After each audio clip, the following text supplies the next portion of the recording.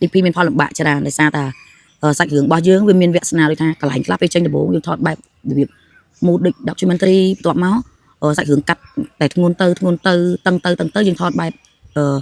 cinema bài drama ấy chân từ chân pi mà vẽ mà xin chạy cái thế cứ plug đồ là hồ số bài tập lòng quạt nằng style cứ đồ là hồ chân nẹm mơ nằng miền khơi nha club đồ chuyện trong sạch hướng này mình bật tua thôm vĩnh tàng trong cô xa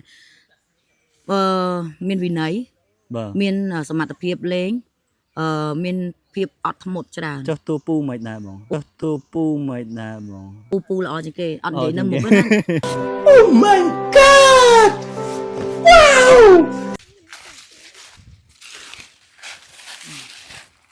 វាសួរបងធារីនៅកាមេរ៉ា អេសុំសុភាពបងប្រហែលសំណួរបានអត់បងចាសុំជើឥឡូវសូមបងជួយណែនាំឈ្មោះក៏ដូចជាតួនាទីនៅក្នុងរឿងសោកនាដកម្មភ្នំខ្មោចខ្ញុំធារីជា assistant director ទី1ជំនួយការដឹកនាំរឿងនៅក្នុងប្រវត្តិសាស្ត្រភ្នំខ្មោចសោកនាដកម្មភ្នំខ្មោចនេះរហស្សនាម AD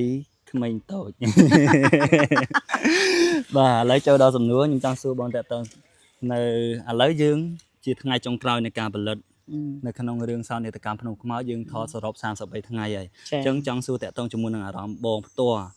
តើនៅថ្ងៃដែលថតបញ្ចប់នេះអារម្មណ៍បងបែបម៉េចដែរសប្បាយឬក៏បែបម៉េចបងអាចជួយបញ្ចេញអារម្មណ៍ក៏ថាបានព្រោះយើងចិត្តបញ្ចប់មានន័យថាយើងបំពេញការងាររួចរាល់បាទបងតែមួយទៀតគឺមានអារម្មណ៍ថានឹករលឹកក្រុមការងារនឹងតួទាំងអស់នឹកមែនតើនឹកអរគុណបងនឹកអរេនឹកមែន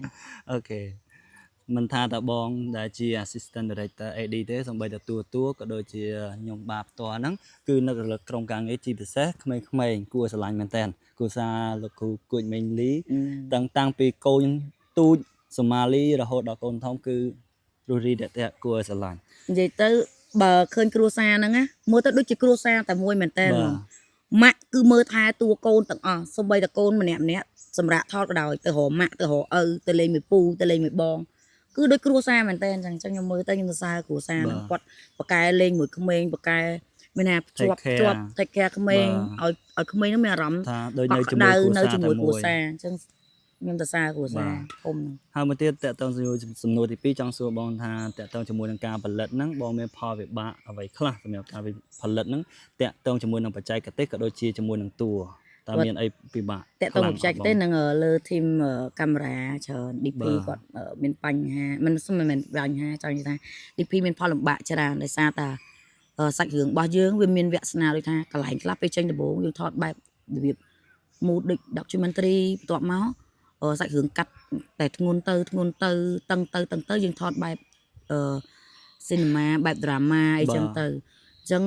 ពីមួយវគ្គទៅមួយវគ្គម៉ាស៊ីនចែកទេគឺផ្លាស់ប្ដូររហូតសូម្បីតែប្លង់គាត់និង style គឺដូររហូតអញ្ចឹងអ្នកមើលនឹងមានឃើញថាគ្រប់រសជាតិនៅក្នុងសាច់រឿងហ្នឹងសម្រាប់ខ្ញុំវិញ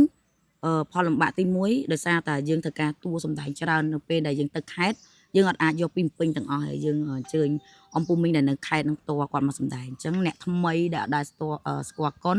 អត់ដែលសម្ដែងហើយគាត់ជាអ្នកធ្វើសហចការអ្នកខ្លះមើលនៅតែផ្ទះមើលចៅ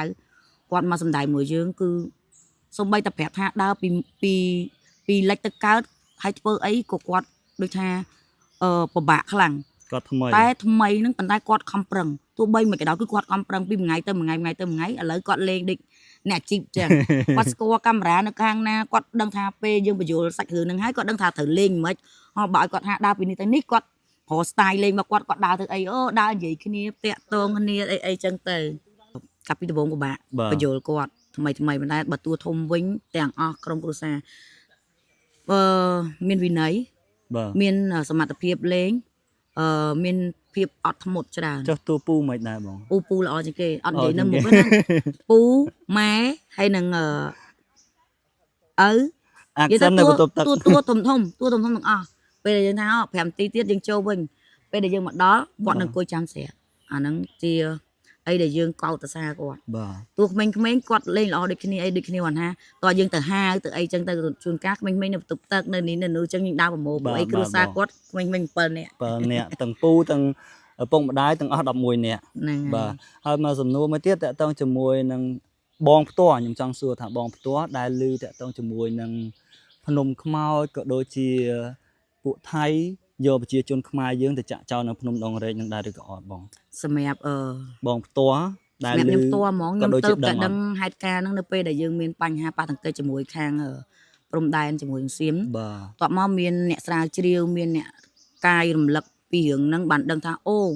ហេតុអីពួកគាត់នឹងថោកទាបម៉េះធ្វើបាបប្រជាជនយើងម៉េះហើយមិនលើកគុណថាគាត់នឹងខំមានគុណឲ្យកន្លែងរស់នៅការពិតសិតតែ UN គាត់ជួលគាត់ចំណាយលុយគាត់ផ្ដល់អំណោយជំនួយអីផ្សេងផ្សេងប៉ុន្តែពួកគាត់គឺអត់អាចឲ្យពួកយើងមករស់នៅលើដីគាត់បានស្រួលៗគាត់យកយើងទៅស្មានទៅដូចប្រឡែងកដោឲ្យចុះទៅដោះមីនអញ្ចឹង បាទអញ្ចឹងត្រឡប់មកវិញតកតងជាមួយនឹងរឿងសោកនាដកម្មភ្នំខ្មៅគឺឆ្លោះបញ្ចាំងតកតងជាមួយនឹងទស្សនវិជ្ជារឿងពិតនៅសម័យនោះឲ្យបងប្អូនបានទស្សនាឲ្យដឹងអញ្ចឹងបងមានអីជាចុងក្រោយផ្ដាំផ្ញើទៅពុកម៉ែបងប្អូនក៏ដូចជាក្មេងៗដូចជាខ្ញុំដូចជាប្អូនខ្ញុំអីហ្នឹងគាត់អាចដឹងតកតងជាមួយនឹងប្រវត្តិពិតនៃរឿងសោកនាដកម្មភ្នំខ្មៅក៏ដូចជាភ្នំដងរែកដែលថៃគាត់យកប្រជាជនខ្មែរទៅចាក់ចោលនៅភ្នំដងរែកបង អរគុណពុកម៉ែបងប្អូនសូមឲ្យអញ្ជើញទៅគ្រប់គ្រងគឺទៅចូលរួមមើលហ្មងមិនមែនឲ្យទៅគ្រប់គ្រងផលិតកម្មឯងព្រោះរឿងហ្នឹងគឺជារឿងរបស់ប្រជាពលរដ្ឋខ្មែរទាំងអស់គ្នាទៅចូលរួមមើលថាតើអាការឈឺចាប់របស់ប្រជាជនយើងដែលនៅសម័យនោះដែលគាត់ឆ្លងកាត់ទៅរស់នៅជំរុំនៅស្រុកថៃមានការលំបាកឈឺចាប់មិនវេទនាមិនចាញ់ពីជំរុំហើយហ្នឹងគឺវាយកយើងទៅបំបងចោលឲ្យស្លាប់នៅក្នុងចការមានរបៀបមិនយើងមិនមែនថាយើងទៅចងអាឃាតឬទៅចងកម្មចងពៀជាមួយពួកគាត់អីទៀតទេប៉ុន្តែនេះជារឿងប្រវត្តិសាស្ត្រដែលយើងតែគួរតែចងចាំមិនអាចបំភ្លេចបានទេអញ្ចឹងអ៊ំពូមីងគួរតែដឹងហ្មងជាពិសេសអ្នកដែលមានកូនតូចអញ្ជើញយកពួកគាត់ទៅមើលហើយបញ្យល់គាត់ប្រាប់ថានេះអញ្ចឹងក្មេងដែលកាន់តែបានមើលតាំងពីក្មេងគាត់នឹងមានការគិតនឹងចងចាំទុកហើយហ្នឹងគឺបន្តគ្នាការចងចាំនឹងតគ្នាទៀត សំបីតាបងក៏អត់ដឹងខ្ញុំក៏អត់ដឹងក្មេងក្រោយខ្ញុំក៏ដឹងប៉ុន្តែត្រឡប់មកវិញបើខ្ញុំសួរចាស់ភាគច្រើនគឺគាត់ដឹងអ្នកខ្លះមានទាំងអ្នកឆ្លងកាត់ដែលនៅរស់ដល់សប្តាហ៍ថ្ងៃរាប់ពាន់អ្នក គាត់អត់ដែលរំលឹកឬក៏ប្រាប់ពួកយើងអត់ដែរ ប៉ុន្តែនៅពេលដែលខ្ញុំប្រាប់ថាខ្ញុំមកថតរឿងសោកនាដកម្មភ្នំខ្មៅ